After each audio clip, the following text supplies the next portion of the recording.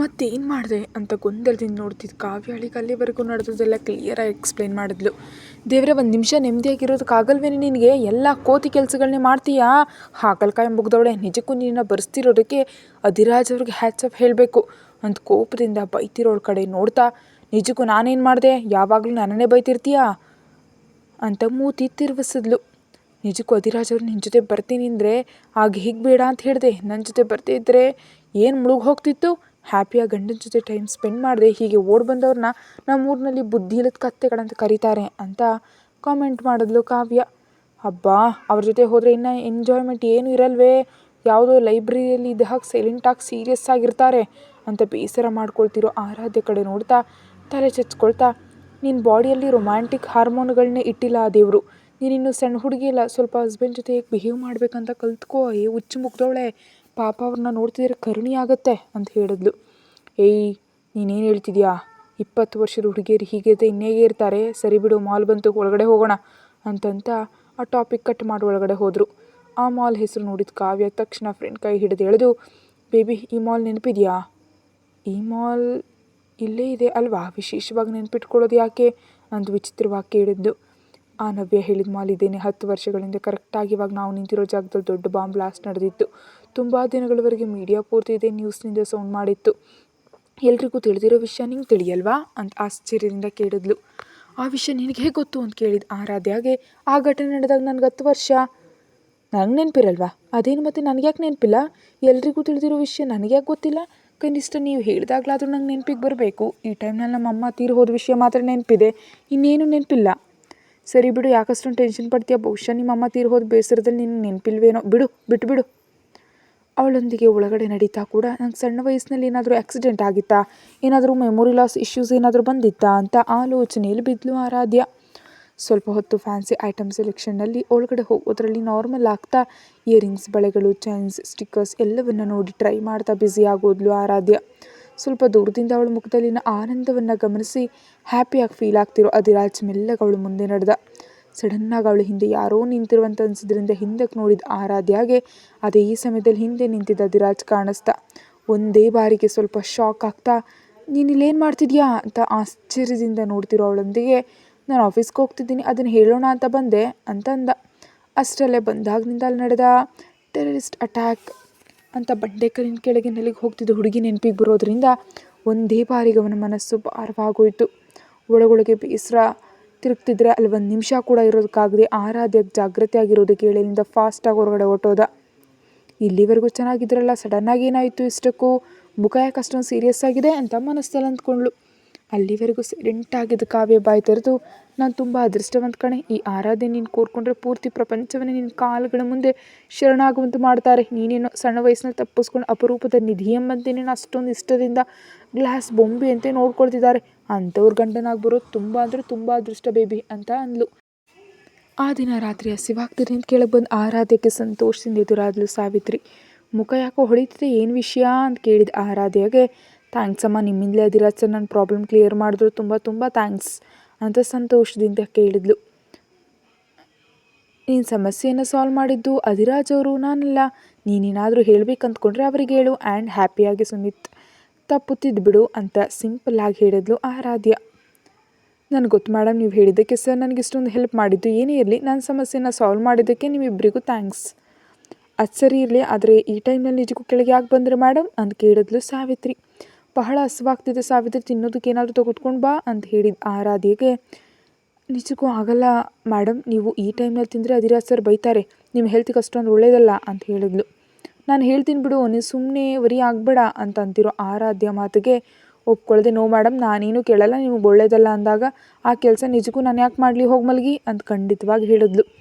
ಇವಾಗೇನೋ ನನ್ನ ಮೇಲೆ ಅಭಿಮಾನ ಹರಿದು ಹೋಗುವಂತ ಮಾತಾಡಿದೆ, ಅಷ್ಟರಲ್ಲಿ ನಿನ್ನ ಸ್ವಾಮಿ ಭಕ್ತಿ ತೋರಿಸ್ದೆ, ನೋಡಿದೆ ಎಷ್ಟಿದ್ರು ನೀವಿಬ್ಬರು ಒಂದೇ ಅಂತ ಮುಖ ಸೊಟ್ಟು ಮಾಡಿಕೊಂಡು ಫಾಸ್ಟಾಗಿ ರೂಮ್ ಒಳಗಡೆ ಬಂತು. ಗಟ್ಟಿಯಾಗಿ ಡೋರ್ ಕ್ಲೋಸ್ ಮಾಡಿದ್ಲು.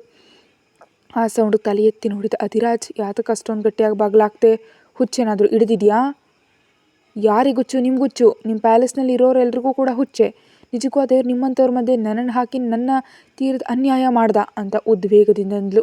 ಇವಾಗ ಏನಾಯಿತು ಹೇಳಿದೆ? ಕೋತಿಯಂತೆ ಜಿಗಿತ ಅಷ್ಟೊಂದು ಕಿರ್ಚ್ದ, ಯಾಕೆ ಅಷ್ಟೊಂದು ಸೀರಿಯಸ್ ಆಗ್ತಿದೆಯಾ ಅಂತ ಗೊಂದಲದಿಂದ ಅವಳ ಕಡೆ ನೋಡ್ತಾ ಪ್ರಶ್ನೆ ಮಾಡ್ದ. ಅವಳು ಆನ್ಸರ್ ಮಾಡದೆ ಮೂತಿ ಮುರ್ಕೊಂಡು ಕೂತಿರೋದು ನೋಡಿ ಅವನಿಗೆ ನಗು ಬರ್ತಿದೆ. ಆದ್ದರಿಂದ ಅವಳ ಹತ್ರ ಬಂದು ಮೂಗು ಹಿಡಿದು ಜಗ್ತಾ, ಇವಾಗ ನಿನಗೆ ಬಂದು ಅಷ್ಟೊಂದು ದೊಡ್ಡ ಸಮಸ್ಯೆ ಏನು?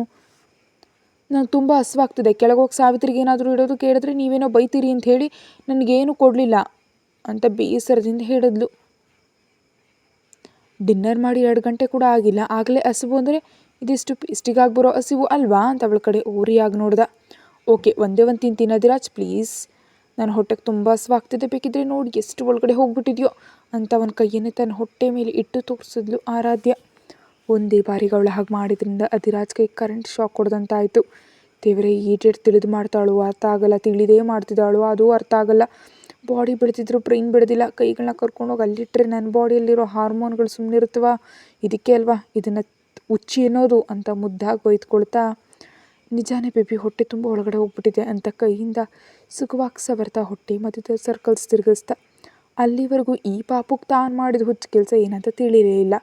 ಹಾಗೆ ಮೆಲ್ಲಗೆ ಅವನ ಕೈಯಿಂದ ನಡುವನ್ನು ಗಟ್ಟಿಯಾಗಿ ಹಿಡಿತಾ ಅವಳ ಹತ್ರ ಕೇಳ್ಕೊಂಡು ಗಟ್ಟಿಯಾಗಿ ಅಪ್ಕೊಂಡು ಅವಳು ಕುತ್ತಿಗೆ ಬೆಳಕಿನಲ್ಲಿ ತಲೆಯನ್ನು ಇಟ್ಟು ತನ್ನ ಒರಟು ಮೀಸೆಗಳಿಂದ ಗೀಚ್ತಾ, ನಿಜವಾಗಿಯೂ ನನಗೂ ಕೂಡ ತುಂಬ ಹಸುವಾಗ್ತಿದೆ ಬೇಬಿ ಅಂತ ಅಸ್ಕಿ ಧ್ವನಿಯಲ್ಲಿ ಅಂತ ಟಕ್ಕನೆ ಅವಳ ಕಿವಿಯನ್ನು ಕಚ್ಚಿದ. ಅದರಿಂದ ಅಲ್ಲಿವರೆಗೂ ಬಾಯಿಗೆ ಸ್ಟಾಪ್ ಇಲ್ಲದೆ ಮಾತಾಡ್ತಿದ್ದವಳು ಸ್ವಲ್ಪ ಒಂದೇ ಬಾರಿಗೆ ಸೈಲೆಂಟ್ ಆಗಿಬಿಟ್ಲು. ಅವನ ತುಂಟತನ ಹೆಚ್ಚಾಗ್ತಿದ್ದೆ ತಡಬಡಾಯಿಸ್ತಾ, ನಾನು ಹೊರಗಡೆ ಹೋಗ್ತೀನಿ ಅಂತ ಅವನ ಹಿಂದಕ್ಕೆ ತಳ್ಳಿ ಮುಂದಕ್ಕೆ ಸರಿದ ಆರಾಧ್ಯಳೊಂದಿಗೆ, ಓಯ್ ಇವಾಗ ಎಲ್ಲಿಗೆ ಹೋಗ್ತಿದ್ಯಾ ಅಂತ ಕೇಳ್ದ. ಈ ಪ್ಯಾಲೇಸ್ ಅನ್ನೋ ಸಾಮ್ರಾಜ್ಯ ಬಿಟ್ಟು ಅಲ್ಲಿಗೆ ಹೋಗಲಿ, ಏನೋ ಸ್ವಲ್ಪ ಹೊತ್ತಾಗೆ ತಣ್ಣ ಗಾಳಿಗೆ ತಿರುಗಿ ಬರ್ತೀನಿ, ಇಲ್ಲೇ ಇದ್ರೆ ಹಸಿವಿನಿಂದ ಸಾಯುವಂತಿದ್ದೀನಿ ಅಂತ ಸಣ್ಣ ಮಗಳಂತೆ ಕಾಲುಗಳನ್ನ ಟಪಟಪ ಸೌಂಡ್ ಮಾಡ್ತಾ ಗಾರ್ಡನ್ ಒಳಗಡೆ ನಡೆದ್ಲು. ಸ್ವಲ್ಪ ಹೊತ್ತಿನ ನಂತರ ಅಲ್ಲಿಗೆ ಹೋದ ಅಧಿರಾಜ್ ಸೈಲೆಂಟಾಗಿ ಉಯ್ಯಾಲೆಯಲ್ಲಿ ಕೂತಿದ್ದ ಆರಾಧ್ಯ ಪಕ್ಕದಲ್ಲಿ ಕೂತು ಕೈಯಲ್ಲಿದ್ದ ಪ್ಲೇಟನ್ನು ಅವಳು ಮುಂದೆ ಇಟ್ಟ. ಆ ಪ್ಲೇಟ್ನಲ್ಲಿ ಫೇಸ್ಟಿ ನೋಡ್ತಿದ್ದಂತೆ, ಇದೆಲ್ಲ ನನಗೇನಾ ಅಂತ ಹೊಳೆಯೋ ಕಣ್ಣುಗಳಿಂದ ಕೇಳಿದ್ಲು. ನಿನಗೆ, ಇದಕ್ಕಾಗೆ ತಾನೇ ಮುಖ ಎಲ್ಲ ಬದಲಾಯಿಸ್ಕೊಂಡು ಕೂತಿದ್ದು, ಸೀದ್ ಹೋದ ಆಮ್ಲೆಟ್ ಥರ ತಗೋ ತಿನ್ನು ಅಂತ ತಾನೇ ಸ್ವಯಂ ಆಗಿ ತಿನ್ನಿಸ್ದ. ಥ್ಯಾಂಕ್ ಯು ಅಧಿರಾಜ್ ಅಂತ ಅವನ ಜೊತೆ ಹೇಳ್ತಾ ಹ್ಯಾಪಿಯಾಗಿ ಪ್ಲೇಟ್ ಪೂರ್ತಿ ಖಾಲಿ ಮಾಡಿದ್ಲು ಆರಾಧ್ಯ. ಅವಳು ತಿನ್ನೋದು ಕಂಪ್ಲೀಟ್ ಮಾಡಿದ ತಕ್ಷಣ ಅವಳನ್ನ ಒಂದೇ ಜಿಗಿದಕ್ಕೆ ಮೇಲೆ ಕೆತ್ತಿ ತನ್ನ ಒಡಲಲ್ಲಿ ಕೂರಿಸ್ಕೊಂಡ ಅಧಿರಾಜ್. ಅಯ್ಯೋ, ಏನು ಮಾಡ್ತಿದ್ಯಾ ಅಧಿರಾಜ್, ನಾವೇನಾದರೂ ಬೆಂಚ್ ಮೇಲೆ ಇದ್ದೀವಿ ಅಂತ ಅಂದ್ಕೊಂಡ್ಬಿಟ್ಟಿದ್ಯಾ? ಉಯ್ಯಾಲಿದ್ದೀವಿ ಸ್ವಾಮಿ, ನಾನು ಬಿದ್ದು ಹೋಗ್ಬಿಡ್ತೀನಿ, ನಡುವೆ ಮುರಿದ್ರೆ ನಿಂದೆ ಜವಾಬ್ದಾರಿ ಎಂಬ ಭಯದಿಂದ ಕಿರ್ಚ್ತಾ ಅಧಿರಾಜ್ ತಲೆ ಸುತ್ತ ಕೈ ಹಾಕಿ ಗಟ್ಟಿಯಾಗಿ ಹಿಡ್ಕೊಂಡ್ಲು. ನಾನಿರುವಾಗ ನಿನಗೇನಾಗುತ್ತೆ ಬೇಬಿ ಅಂತ ನಗ್ತಾ ಅವಳನ್ನೇ ಪಿಕ್ಕಿಯಾಗಿಡಿದು ತಲೆಯನ್ನು ತನ್ನ ಹೆಗಲ ಮೇಲೆ ಅಡ್ಜಸ್ಟ್ ಮಾಡಿಕೊಂಡ. ಅವಳ ಕಣ್ಣುಗಳನ್ನ ಹಾಗೇ ನೋಡ್ತಾ ಸುಖವಾಗಿ ಕಣ್ಣುಗಳ ಮೇಲೆ ತುಟಿಗಳನ್ನ ಒತ್ತಿ ಮುತ್ತಿಟ್ಟ. ಆರಾಧ್ಯ ಕೆನ್ನೆ ಮೇಲೆ ಹಲ್ಲಿನ ಗುರುತನ್ನು ಗಿಫ್ಟ್ ಆಗಿ ಕೊಟ್ಟ. ಅದಕ್ಕೆ ಅವಳು ಸೌಂಡ್ ಮಾಡ್ತಾ, ಅಬ್ಬ ಏನಿದು ಅಧಿರಾಜ್, ನಾನೇನಾದರೂ ಆ್ಯಪಲ್ ಅಂದ್ಕೊಂಡ್ಬಿಟ್ಟಿದ್ಯಾ? ನೋಡ್ತಿದ್ರೆ ನಿದ್ದೆಗಣ್ಣಿನ ಕಣ್ಣುಗಳಿಂದ ಇನ್ನೂ ಸುಂದರವಾಗಿ ಕಾಣ್ತಿದ್ದಾಳೆ. ಅವಳು ಹಾಗಂತಿದ್ದಂತೆ ಅವಳ ಸುತ್ತ ಕಹಿಗಳನ್ನ ಮತ್ತಷ್ಟು ಬಿಗಿಗೊಳಿಸ್ದ. ನೀನು ತಿಂದು ಪೇಸ್ಟ್ರಿ ನಾನು ಕೂಡ ಟೇಸ್ಟ್ ಮಾಡಬೇಕಲ್ವಾ ಅಂತ ಕಿವಿ ಹತ್ರ ಹೇಳ್ದ. ಹಾಗೆ ಮಾತಾಡ್ತಾ ನಿಧಾನವಾಗಿ ಅವಳ ಕುತ್ತಿಗೆ ಬೆಳಕಿನಲ್ಲಿ ಅವನ ತುಟಿಗಳು ತಗಲಿ. ಅಷ್ಟರಲ್ಲಿ ಅವನ ಮಾತುಗಳಿಂದ ನೋಟದಿಂದ ಆರಾಧ್ಯಳ ಮನಸ್ಸಲ್ಲಿ ತಳಮಳಕ್ಕೆ ನಾಂದಿ ಆಯಿತು. ಅವಳು ಗಟ್ಟಿಯಾಗಿ ಕಣ್ಣು ಮುಚ್ಕೊಂಡ್ಳು. ಅವಳು ಕಣ್ಣು ಮುಚ್ಚಿದ ತಕ್ಷಣ ತನಗೆಷ್ಟೋ ಇಷ್ಟವಾದ ಅವಳ ತುಟಿಗಳನ್ನ ಕೈಗೆತ್ಕೊಂಡ. ತುಟಿಗಳಿಂದ ತುಟಿಗಳನ್ನ ಮುಡಿ ಹಾಕ್ತಾ ತುಟಿಗಳಿಗೆ ಅಂಟಿಸ್ದ. ಇಷ್ಟವರೆಗೆ ಅವಳಿಗೆ ಮಾತ್ರ ತಿಳಿದಿದ್ದ ಟೇಸ್ಟ್ ಇವಾಗ ಅವನಿಗೂ ತಿಳಿತಾ ಇದೆ. ಆ ಕೇಕ್ತು ಅದು ಸಾಲ್ತಿಲ್ಲ, ಇನ್ನೂ ಬೇಕನ್ನಿಸ್ತಿದೆ ಇಬ್ಬರಿಗೂ. ಅವಳ ತುಟಿಗಳಿಗೆ ನಾಲಿಗೆ ಗಂಟಿದ್ದ ಟೇಸ್ಟ್ ಪೂರ್ತಿಯಾಗಿ ಸುಂದರವಾಗಿ ಅವನು ಕೂಡ ಟೇಸ್ಟ್ ಮಾಡ್ತಿದ್ದಾನೆ. ತನ್ನ ಪ್ರೇಮ ಪ್ರಾಣ ಪಡೋ ನಾಚಿಕೆ ಶೃಂಗಾರದಲ್ಲಿ ಬೆಚ್ಚನೆ ಬಿಗಿ ಅಪ್ಕೊಳ್ತಿದ್ದಾರೆ ಇಬ್ಬರು. ಅವಳಿಗೆ ನಿಜಕ್ಕೂ ಉಸಿರಾಡೋದಕ್ಕೂ ಬಿಡದೆ, ಉಸಿರು ತಗೊಳ್ಳೋದು ಕಷ್ಟಪಟ್ಟು ಪ್ರತಿ ಬಾರಿ ತನ್ನ ಉಸಿರಿನ ಅವಳಿಗೆ ನೀಡ್ತಾ ಅವಳನ್ನ ನಿಜಕ್ಕೂ ಬಿಡದೆ ಪೂರ್ತಿಯಾಗಿ ಅವಳನ್ನ ತನ್ನ ಸ್ವಾಧೀನಕ್ಕೆ ತೆಗೆದುಕೊಂಡ. ಅವನು ತನ್ನ ಮೇಲೆ ಒತ್ತಡ ಹೆಚ್ಚಿಸಷ್ಟು ಆರಾಧ್ಯ ಇನ್ನೂ ಗಾಢವಾಗಿ ಅವನ ಜುಟ್ಟಿನ ಬಿಗಿಯಾಗಿ ಹಿಡ್ಕೊತ ಅವನ್ನ ಇನ್ನೂ ಬಿಗಿಯಾಗಿ ಒತ್ಕೊಳ್ತಿದ್ದಾಳೆ. ಅವನಿಗೆ ಟೇಸ್ಟ್ ತೋರಿಸ್ತಾ ಅವನು ತೋರಿಸೋ ಟೇಸ್ಟನ್ನು ಪಡ್ಕೊಳ್ತಿದ್ದಾಳೆ. ನಿಧಾನವಾಗಿ ಅವಳನ್ನ ಸುಕುಮಲವಾಗಿ ಎತ್ಕೊಂಡು ಒಳಗಡೆ ನಡೆದ. ಒಬ್ಬರ ಅಪ್ಪುಕೊಳ್ಳುವಿಕೆಯಲ್ಲಿ ಇನ್ನೊಬ್ಬರು ಅವಳಿಗೆ ಪ್ರತಿ ಕ್ಷಣವೂ ಉಸಿರು ಭಾರ ಮಾಡ್ತಿದ್ದಾನೆ. ಇನ್ನೂ ತುಟಿಗಳ ಪ್ರಯಾಣವನ್ನು ಕೆಳಗೆ ಜರುಗಿಸ್ತಾ, ಕಾಣದ್ದು ಏನೂ ಇಲ್ಲ ನನ್ನ ಮುತ್ತುಗಳಿಗೆ ಎನ್ನುವಂತೆ ಕಾಲಿನ ಬೆರಳಿನಿಂದ ಮೊದಲುಗೊಂಡು ಅವಳ ಹಣೆಯವರೆಗೂ ತುಟಿಗಳ ಸ್ಪರ್ಶ ಹೋಯಿತು.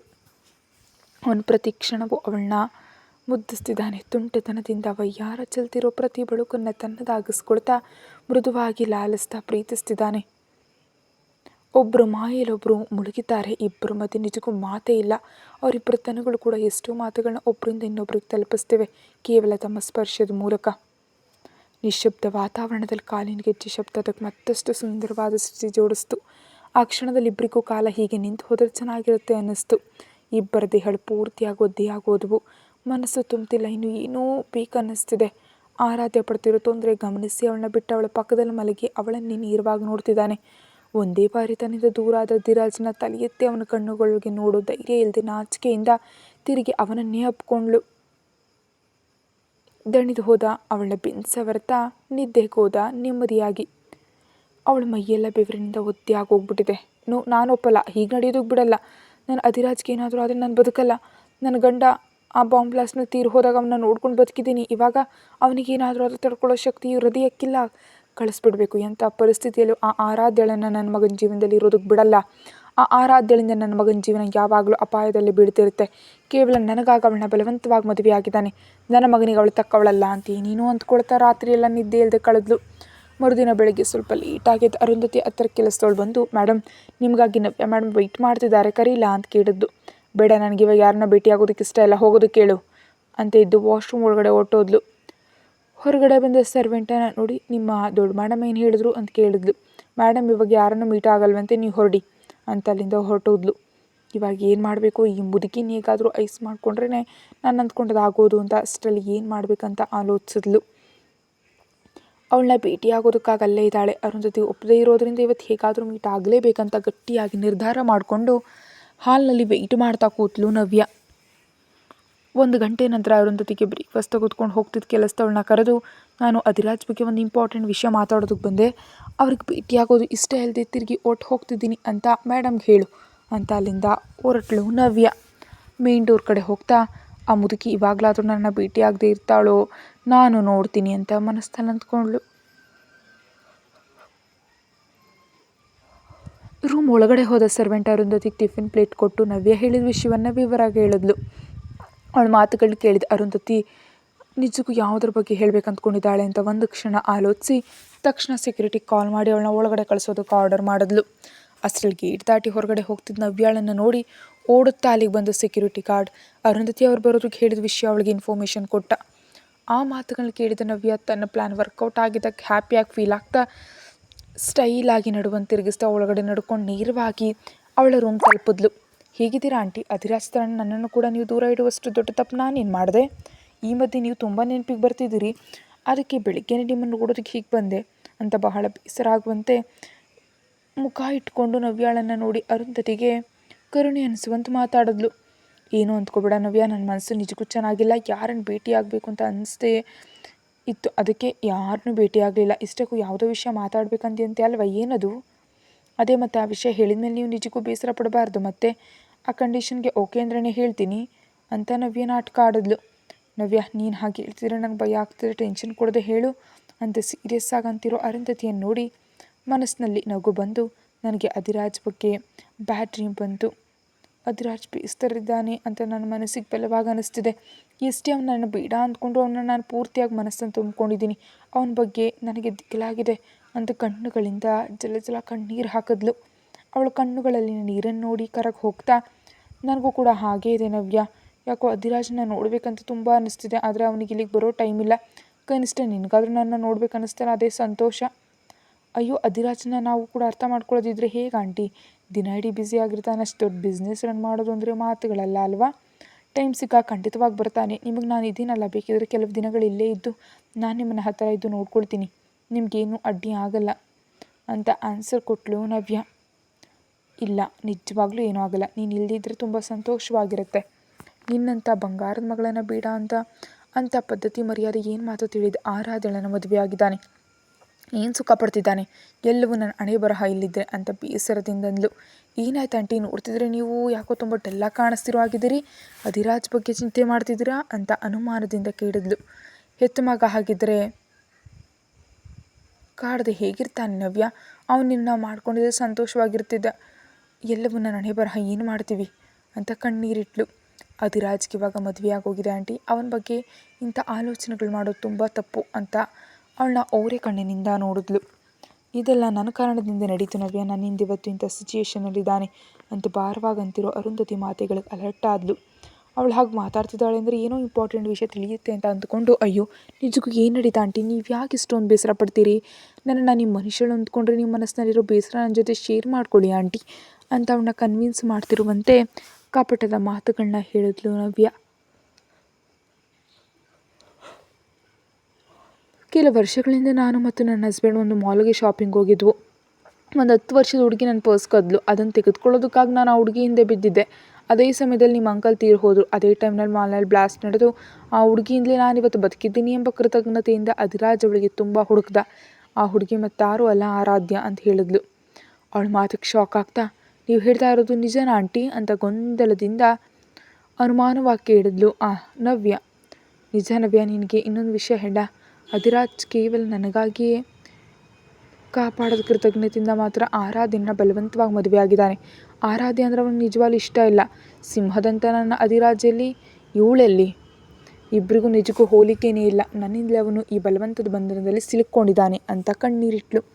ಅಂದರೆ ಆ ಹುಡುಗಿ ಆರಾಧ್ಯ ಅನ್ನೋ ಮಾತು ಒಂದು ಕಾಲದಲ್ಲಿ ನನ್ನನ್ನು ಅವಳು ಅಂದ್ಕೊಂಡು ಹತ್ತಿರವಾಗಿದ್ದಾನಾ ಅಲ್ಲ ಅಂತ ತಿಳಿಯೋಷ್ಟೇ ದೂರ ಇಟ್ಬಿಟ್ನಾ? ಇಷ್ಟು ದಿನ ಅವಳನ್ನ ಯಾಕೆ ಮದುವೆ ಆದಂತ ಯೋಚಿಸ್ತಿದ್ದೆ. ಇವಾಗ ನಿಜ ತಿಳಿತು. ನಾನೇನು ಅವನ ಹತ್ರ ಆ ಹುಡುಗಿ ನಾನೇ ಅಂತ ಬಿಲ್ಡಪ್ ಕೊಟ್ಟಿದ್ದೆ. ಎಷ್ಟು ಬಾರಿ ನನ್ನನ್ನು ಅಳಿಸಿದ್ದಾರೆ ಕಳ್ಳ ಮುಖದವಳು. ಇವಾಗ ಈ ಪಾಯಿಂಟ್ ಅಡ್ಡ ಇಟ್ಕೊಂಡು ಅವಳ ಮನಸ್ಸಿನಲ್ಲಿದ್ದ ಆಲೋಚನೆಗಳನ್ನ ಹುಡ್ಸಿದ್ರೆ ಸರಿ ಹೋಗುತ್ತೆ ಅಂತ ಕನ್ನಿಂಗಾಗಿ ಯೋಚಿಸಿದ್ಲು. ಸ್ವಲ್ಪ ಹೊತ್ತು ಅರುಂಧತಿ ಜೊತೆ ಮಾತಾಡಲಿಂದ ಹೊರಟು ಹೋದ್ಲು. ಅರುಂಧತಿಗೂ ಕೂಡ ಅಗತ್ಯಕ್ಕಿಂತ ಹೆಚ್ಚು ಹೇಳಿಬಿಟ್ಟೆ ಅಂತ ಅನ್ನಿಸ್ತು. ಆದರೆ ಅದರ ಸೇಫ್ಟಿಗಾಗಿ ತಪ್ಪದು ಅಂತ ತನಗೆ ತಾನು ಹೇಳ್ಕೊಂಡ್ಳು. ಆಫೀಸ್ ಗೇಟ್ ಬಳಿ ನವ್ಯಾಳ ಸವಾಲು. ಮರುದಿನ ಕಂಪ್ನಿಯಲ್ಲಿ ತನ್ನ ಕ್ಯಾಬಿನಲ್ಲಿ ಮೊಬೈಲ್ ಸ್ಕ್ರೋಲ್ ಮಾಡ್ತಿದ್ದ ಆರಾಧ್ಯಾಳನ್ನು ನೋಡ್ತಾ, ಏನು ಮೇಡಮ್ ಇವತ್ತು ವಿಶೇಷ? ನಿಜಕ್ಕೂ ಸಿಸ್ಟಮ್ ಆನ್ ಮಾಡಿಲ್ಲ ಅಂತ ಕೇಳಿದ್ಲು. ಅವಳನ್ನ ನೋಡ್ತಾ, ಎಂಥ ವಿಶೇಷನೂ ಇಲ್ಲ, ಬೆಳಿಗ್ಗೆ ನನ್ನ ಫಿಂಗರ್ ಸ್ಟೋನ್ನ ಸಿಕ್ಕಿ ಅಲ್ಲಿಗೆ ಹೋಯಿತು. ತುಂಬ ನೋವಾಗ್ತಿದೆ, ಅದಕ್ಕೆ ಈ ಒಂದು ಸಿಸ್ಟಮ್ಗೆ ರೆಸ್ಟ್ ಕೊಟ್ಟಿದ್ದೀನಿ ಇವತ್ತೊಂದಿನ ಮಾತ್ರ. ಅಯ್ಯೋ ಅಂತ ಫಾಸ್ಟಾಗಿ ಅವಳ ಕೈ ಹಿಡಿದು ಬಾತ್ಕೊಂಡಿದ್ದ ಫಿಂಗರ್ಸ್ ನೋಡ್ತಾ, ನಿಜಕ್ಕೂ ಹೀಗಾದರೆ ಸ್ವಲ್ಪ ಜಾಗೃತಿಯಾಗಿರ್ಬೇಕಲ್ವಾ ಅಂತ ಬೇಸರದಿಂದ ಅಂದ್ಲು. ಏನೋ ಹಾಗೆ ನಡೆದು ಹೋಯ್ತು ಬಿಡು, ಆದರೆ ಸಣ್ಣದೇ, ಅದು ಕಡಿಮೆ ಆಗುತ್ತೆ. ಆಲ್ರೆಡಿ ಅಧಿರಾಜರು ಮದ್ದು ಹಚ್ಚಿದ್ದಾರೆ.